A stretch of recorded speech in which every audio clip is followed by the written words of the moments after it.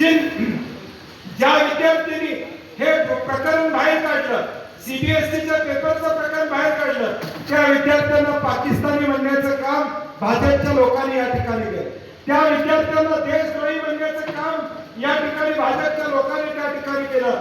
काल आमचे नेते राहुल गांधी त्यांच्यावर बसले, गप्पा मारल्या आणि तुमच्या भविष्याचा विचार या ठिकाणी केला पाहिजे ही भूमिका राहुल गांधींनी त्या ठिकाणी घेतली. गेले 3-4 महिने राहुल गांधी सांगतायत की देशाचं वातावरण वेगळं आहे, चुकीचं आहे, अर्थकारण चुकलेलं आहे, परंतु त्या ठिकाणी मानायला त्या ठिकाणी तयार नाही. आज निवडणुका झाल्यावर पेट्रोल वाढत चाललेलं आहे. दररोज जसं या ठिकाणी बीपी वाढतो तसं आता पेट्रोल वाढायला लागलेलं आहे. म्हणजे आता लोकांनी एका बाजूला बीपी बघायचं, शुगर बघायचं आणि दुसऱ्या बाजूला पेट्रोलचा दर बघायचा. म्हणजे वाढतंय का हे बघायचं काम त्या ठिकाणी करायचं आहे. दर दिवसाला आम्हाला काही अर्थतज्ञ सांगतात की आता पेट्रोल किमान 150 रुपयावर या ठिकाणी पुढच्या महिन्यापर्यंत जाईल, किमान 150 रुपयावर जाईल अशी अवस्था या सरकारने केलेली आहे. हा युद्धाचा परिणाम आहे का?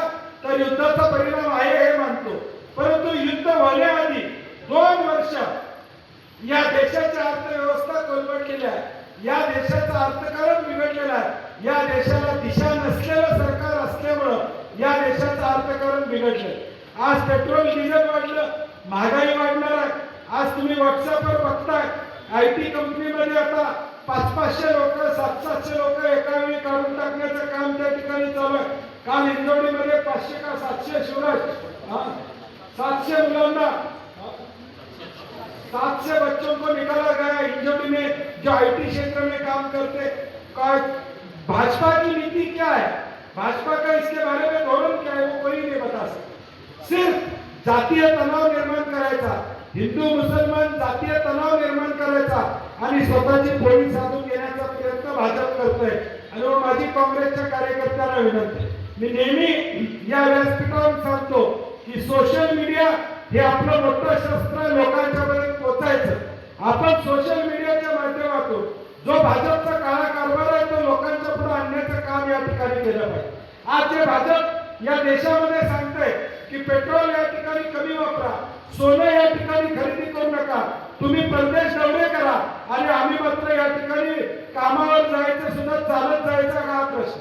माझा या महाराष्ट्रातल्या भाजपच्या लोकांना जाहीर आव्हान आहे, हिंमत असेल या भाजपच्या 15 प्रमुखांना आव्हान आहे, जिल्हा अध्यक्षांना आव्हान आहे, मंत्र्यांना आव्हान आहे, आमदारांना आव्हान आहे. मोदींचा संदेश तुम्हाला पाळायचा असेल तर पुढचे 8 दिवस भाजपच्या प्रत्येक आमदारानं, भाजपच्या प्रत्येक कार्यकर्त्यानं पेट्रोल पंपावर उभं राहावं आणि लोकांना सांगावं पेट्रोल कमी भरावं. दागिन्याच्या दुकानावर बाहेर थांबावं आणि दागिना खरेदी करायला गेले जाणाऱ्या माणसाला नमस्कार करून सांगा मोदी साहेबांचा निरोप आहे, दागिने खरेदी करू नका. हिंमत असेल तर पेट्रोल पंपावर भाजपच्या कार्यकर्त्यांनी या ठिकाणी उभा राहा. तुम्हाला मोदींचा संदेश या देशासाठी घेऊन जायचा ना, तर तुम्ही पहिले रस्त्यावर उतरा आणि लोकांना सांगा, फक्त भाषणात या ठिकाणी बोलू नका. माझं जाहीर आव्हान आहे भाजपच्या कार्यकर्त्यांना की उद्यापासून आठवडा सप्ताह तुम्ही नेमता, मन की बातच्या तुम्ही शो या ठिकाणी दर महिन्याला या ठिकाणी लावता, टीव्ही लावता आणि मन की बात तुम्ही दाखवता.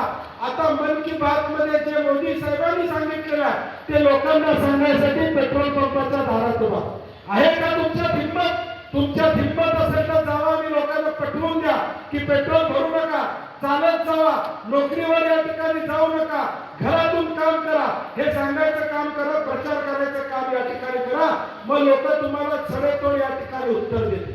आणि म्हणून ही जी काही नीती भाजपची चाललेली आहे, धुई मागवायचा प्रयत्न समाजामध्ये चाललेला आहे, तो हाणून पाडण्याचा प्रयत्न उद्याच्या भविष्यकाळात तुम्हाला मला सर्वांना या ठिकाणी करावा लागेल.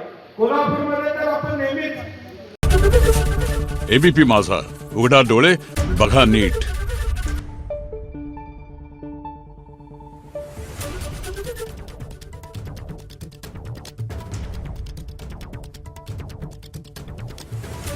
Thank you.